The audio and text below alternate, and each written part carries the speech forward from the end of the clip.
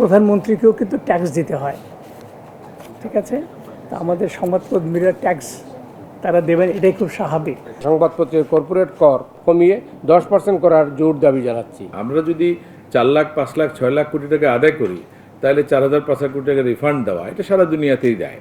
প্রধানমন্ত্রীকেও কিন্তু ট্যাক্স দিতে হয়, ঠিক আছে। তা আমাদের সংবাদকর্মীরা ট্যাক্স তারা দেবেন, এটাই খুব স্বাভাবিক।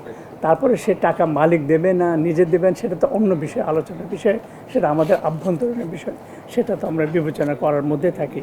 আমরা কিন্তু ইতিমধ্যে অনেকেই বা প্রায় সকলে ওই ট্যাক্সটা আমরা দিয়ে যাচ্ছি।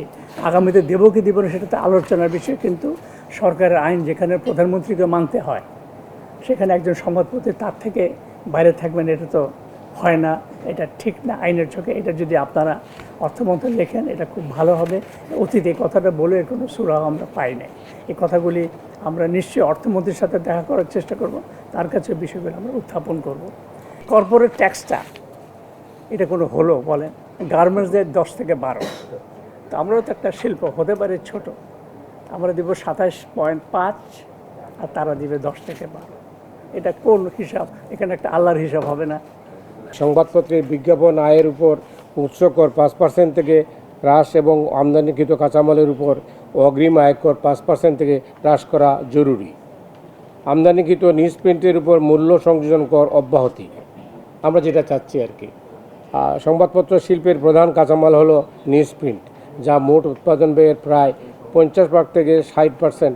যদিও মূল্য সংযোজন কর ও সম্পূরক শুল্ক আইন 2012 এর প্রথম তফসিলের 2য় খণ্ড অনুযায়ী সংবাদপত্র প্রকাশনা ও বিক্রয় কার্যক্রম ভ্যাট মুক্ত, এবং তবুও বাস্তব ক্ষেত্রে এই শিল্পটি বহুমুখী ভ্যাটের চাপে পিষ্ট হচ্ছে। বর্তমানে নিউজ প্রিন্ট আমদানির উপর 15% ভ্যাট আরোপিত হয়েছে। আইনের 47 ধারা অনুযায়ী ইনপুট ভ্যাটের আংশিক রিবেট গ্রহণ করতে হয়, যার ফলে মোট ইনপুট ভ্যাটের প্রায় 30% রিবেট সমন্বয় করা সম্ভব হয় না, তা সরাসরি উৎপাদন ব্যয় হিসাবে যুক্ত হয়। অন্যদিকে বিজ্ঞাপনের আয়সহ অন্যান্য আয়ের উপর 15% ভ্যাট প্রযোজ্য হওয়ায় শিল্পটি কার্যত দ্বিমুখী আর্থিক বোঝা বহন করছে। এমত অবস্থায় সংবাদপত্র শিল্পের টেকসই উন্নয়ন ও সংবাদপত্রের অস্তিত্ব রক্ষা এবং আর্থিক তারল্য সংকট হ্রাসের লক্ষ্যে 2026-2027 সালের বাজেটে নিউজ প্রিন্ট আমদানির উপর আরোপিত 15% ভ্যাট সম্পূর্ণভাবে অব্যাহতি প্রদান করা একটি অত্যন্ত যৌক্তিক, সময় উপযোগী ও নীতিগতভাবে সমর্থনযোগ্য পদক্ষেপ হবে। সংবাদপত্রের কর্পোরেট করের হার হ্রাস করা, বর্তমান কর কাঠামোতে সংবাদপত্র শিল্পকে সাধারণ বাণিজ্যিক প্রতিষ্ঠানের সমান্তরালে উচ্চ হারে কর্পোরেট কর প্রদান করতে হয়, যা এই শিল্পের জন্য একটি বিশাল বোঝা। সংবাদপত্র কেবল একটি সাধারণ ব্যবসা নয়, বরং এটি রাষ্ট্রের চতুর্থ স্তম্ভ এবং জনসচেতনতা তৈরির একটি শক্তিশালী ও অপরিহার্য মাধ্যম। বর্তমানে নিউজ প্রিন্টের আকাশচুম্বী দাম, উচ্চ উৎপাদন ব্যয় ও বিজ্ঞাপন আয়ের তীব্র সংকটে অধিকাংশ সংবাদপত্রই লোকসানের সম্মুখীন হচ্ছে। অথচ এই শিল্পটি হাজার হাজার সাংবাদিক, কর্মকর্তা ও শ্রমিকের কর্মসংস্থান নিশ্চিত করে জাতীয় অর্থনীতিতে অবদান রাখছে। দেশের অনেক রপ্তানিমুখী যা বিশেষ অগ্রাধিকারপ্রাপ্ত শিল্প বর্তমানে 10% থেকে 12% কর্পোরেট কর সুবিধা ভোগ করলেও সংবাদপত্র শিল্পকে সেই সুযোগ থেকে বঞ্চিত রাখা হয়েছে। সমাজ গঠনে সংবাদপত্রের অনন্য ভূমিকা ও বর্তমান আর্থিক সংকটের নিরিখে এই শিল্পকে সমপর্যায়ের কর সুবিধা প্রদান করা অত্যন্ত যৌক্তিক। তাই 2026-2027 সালের বাজেটে সংবাদপত্রের কর্পোরেট কর হ্রাস করে কর হার কমিয়ে 10% করার জোর দাবি জানাচ্ছি। কর্মীর আয়কর থেকে প্রতিষ্ঠানের দায় মুক্তি, আমরা দীর্ঘদিন থেকে এটা নিয়ে কথা বলছি। আয়কর আইন 2023 এবং 86 ধারা অনুসারে সরকারি সহ সকল ও প্রতিষ্ঠানের কর্মীরা নিজের আয়কর নিজে প্রদান বহন করে, এটা রাষ্ট্রের অন্যতম নীতি। অথচ সংবাদপত্র ওয়েজ বোর্ড অনুসারে কর্মীর আয়ের উপর প্রযোজ্য আয়কর প্রতিষ্ঠানকে পরিশোধ করতে হয়। দেশে এমন কোনো আইন থাকা উচিত নয় যা সবার জন্য সমভাবে প্রযোজ্য নয়।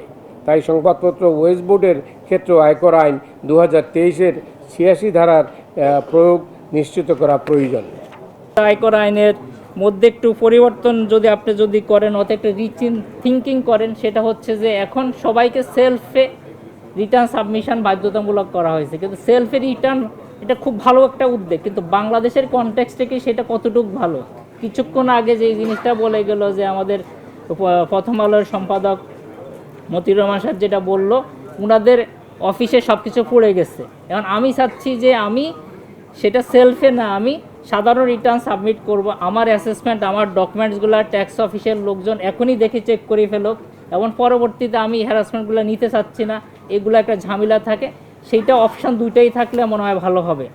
একটা অপশান থেকে দুইটা অপশান রাখলে যারা নিজেদের মতো করে সাধারণ রিটার্ন সাবমিট করতে চায় তাদেরটা থাকুক, সেলফে যারা দিতে সেলফে দেখ, তাহলে কিন্তু দেশের জন্য এবং সেটা সবার জন্য ভালো হবে বলে আমার মনে হয়। এটা আমাদের একটা প্রস্তাব। এর পরবর্তীতে হচ্ছে যে গাড়ি কিনা হয়, দেখেন আপনি দেখেন সবাই আজকে কি 30 লাখ টাকা একটা গাড়ি কিনা যায়, সেখানে সেডন কারের ক্ষেত্রে বলা হয়েছে 30 লাখ টাকার বেশি হলে সেটাকে ডিজেলাও করা হয়, ট্যাক্স দেওয়া হয়। কিন্তু গাড়ি ডলারের দাম বাড়ছে, ডিভ্যালুয়েশন হয়েছে, তারপর ওয়ার্ল্ড ইকোনমি চেঞ্জ হচ্ছে, সেইখানে একটা গাড়ি কিনতে চাইলে মিনিমাম 40-50 লাখ টাকার। এই বিষয়গুলো একটু বিবেচনা করার জন্য আমি অনুরোধ জানাচ্ছি। বিশেষ করে আমি বলবো যে আমাদের আপনি 92 সেকশন এবং 124 এই দুটো উচ্চকর্তনের যে ধারাটা সেটা একটু বাস্তবসম্মত করবেন, অ্যাজ ওয়েল অ্যাজ 163 ধারা যে রিফান্ডের ইস্যুটা আছে সেটা একটু বাস্তবসম্মত করলে সবার জন্য ভালো হবে। ধন্যবাদ। আমরা যদি 4 লাখ 5 লাখ 6 লাখ কোটি টাকা আদায় করি, তাহলে 4,000-5,000 কোটি টাকা রিফান্ড দেওয়া এটা সারা দুনিয়াতেই দেয়, আমাদের দিতে কোনো অসুবিধা নেই।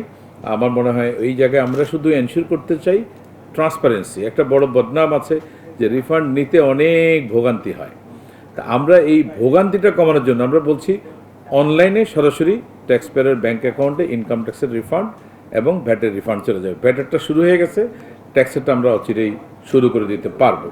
যখনই আমরা অনলাইনে এই সিস্টেমটা চালু করতে পারবো তখনই আমরা রিফান্ড দেওয়া শুরু করবো। মোটামুটি এইভাবে আমাদের আলাপ আলোচনা হয়েছে।